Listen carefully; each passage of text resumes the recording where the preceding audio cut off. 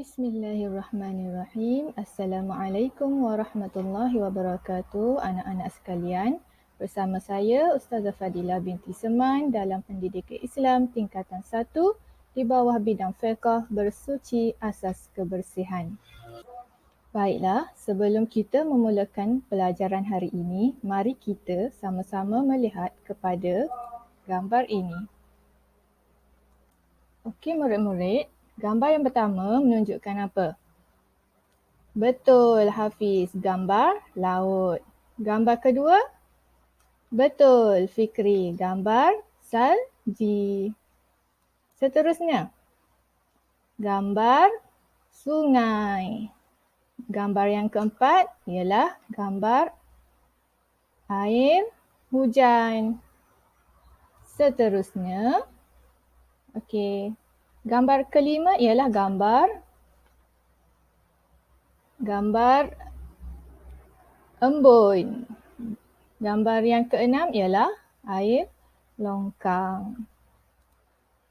Okey, berdasarkan gambar-gambar tersebut, murid-murid rasa-rasa boleh teka tak apa tajuk yang kita akan belajar hari ini? Ya, betul, tentang air. Okey, tajuk yang kita akan belajar hari ini, pembelajaran hari ini tentang jenis-jenis air dan contohnya. Baiklah, sebelum kita masuk kepada pembelajaran yang lagi detail,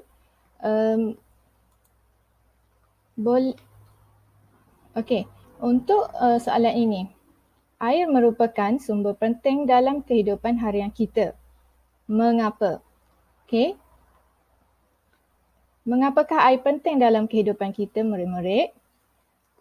Okey, untuk mandi, untuk minum, membasuh, memasak dan apakah yang lagi penting kegunaan air ini? Betul, untuk bersuci. Okey, sebagaimana yang kita tahu, tanpa air manusia akan mati. Begitu juga dengan haiwan dan tumbuh-tumbuhan juga memerlukan air untuk hidup. Jadi air merupakan sumber penting dalam kehidupan kita, terutamanya untuk bersuci.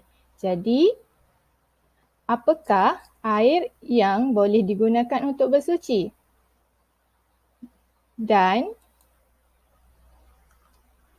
apakah jenis-jenis air? Okey. Jenis-jenis air terdapat 4 jenis. Yang pertama ialah air mutlak. Yang kedua, air musta'mal. Yang ketiga, air musyammas. Dan yang keempat, air mutanajjis. Okey. Seterusnya, apakah yang dimaksudkan dengan air mutlak? Okey, air mutlak ini adalah air yang suci dan boleh digunakan untuk bersuci. Okey, bagaimanakah sifat air mutlak ini? Air bersih yang belum digunakan untuk mengangkat hadas atau bersuci. Dan air yang tidak berubah sama ada bau, warna atau rasanya dengan sebab benda asing yang dimasukkan ke dalamnya. Okey, air mutlak ini, apakah kegunaan air mutlak ini? Iaitu untuk mandi wajib, berwuduk dan membasuh sesuatu yang terkena najis. Okey, ada yang tanya, apakah contoh-contoh air mutlak ni Ustazah? Okey, kita tengok kepada slide seterusnya.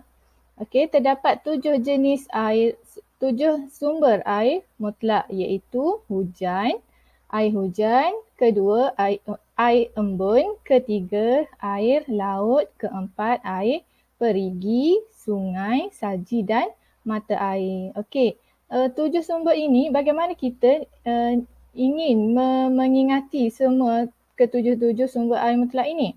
Okey, caranya Ustazah dah sediakan akronim untuk menghafal 7 sumber air mutlak iaitu HAPSSM. H untuk hujan, E untuk embun, L untuk laut, P untuk perigi, S untuk S untuk sungai, S satu lagi untuk salji dan M untuk mata air. Jadi dengan menggunakan akronim ini, pelajar-pelajar lebih mudah untuk menghafal 7 sumber air mutlak. Seterusnya, okey, cuba teka air Milo dan air teh tarik. Adakah ini air mutlak? Betul. Maksudnya air Milo dan air teh tarik ini bukan air mutlak kerana sifatnya sudah berubah, baunya sudah berubah, warna dan rasanya sudah berubah. Seterusnya, air musta'mal. Okey, apakah yang dimaksudkan dengan air musta'mal? Air yang suci tetapi tidak boleh digunakan untuk bersuci. Bagaimana sifat air musta'mal? Air mutlak yang telah digunakan untuk bersuci. Kegunaannya ialah yang boleh diminum dan digunakan untuk perkara yang tidak berkaitan dengan mengangkat hadas atau bersuci. Seterusnya, air musyammas. Air musyammas ini ialah air yang disimpan di dalam bekas logam yang terdedah kepada cahaya matahari kecuali bekas emas dan perak. Sifatnya ialah air yang terdedah kepada cahaya matahari di negeri yang iklimnya terlalu panas. Kegunaannya makruh digunakan ketika masih panas. Okey, seterusnya air mutanajis. Apakah pengertian air mutanajis? Air yang dimasuki atau terkena najis. Sifatnya bagaimana? Air yang dimasuki najis dan jumlahnya tidak sampai 2 qolah walaupun tidak mengubah warna, bau dan rasa. Seterusnya, sifat air mutanajis juga air tidak mengalir yang berubah warna, bau atau rasanya apabila dimasuki najis walaupun melebihi 2 qolah. Jadi kegunaan air mutanajis bagaimana? Ia tidak sah bersuci dengannya dan tidak boleh diminum.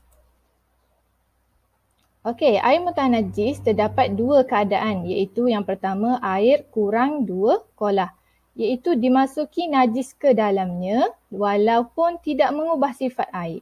Yang kedua, lebih 2 qolah sekiranya air mutanajis itu lebih daripada 2 qolah dimasuki najis ke dalamnya dan mengubah sifat air. Seterusnya, okey. Untuk keadaan ini, air yang berada di dalam tap mandi dan dimasuki najis lalu mengubah sifat air. Adakah air tersebut boleh digunakan untuk bersuci? Okey, apakah jawapannya murid-murid?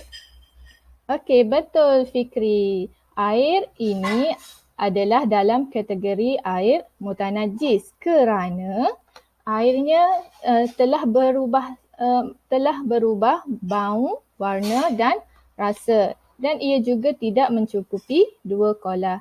Dan soalan yang seterusnya, air yang cukup 2 qolah dan dimasuki najis ke dalamnya dan mengubah sifat air. Adakah air tersebut boleh digunakan untuk bersuci? Bagaimanakah jawapannya murid-murid?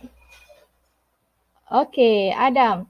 Betul, maksudnya air ini juga dalam kategori air mutanajis kerana sifatnya telah berubah walaupun ia cukup 2 qolah. Okey, seterusnya. Okey, untuk tugasan hari ini, pelajar-pelajar diminta membina perteminda aiting berdasarkan tajuk yang telah dipelajari secara berkumpulan. Seterusnya, mempersembahkan perteminda aiting dalam bentuk video mengikut kreativiti kumpulan masing-masing. Okey, jumpa lagi di pelajaran seterusnya. Sekian, terima kasih.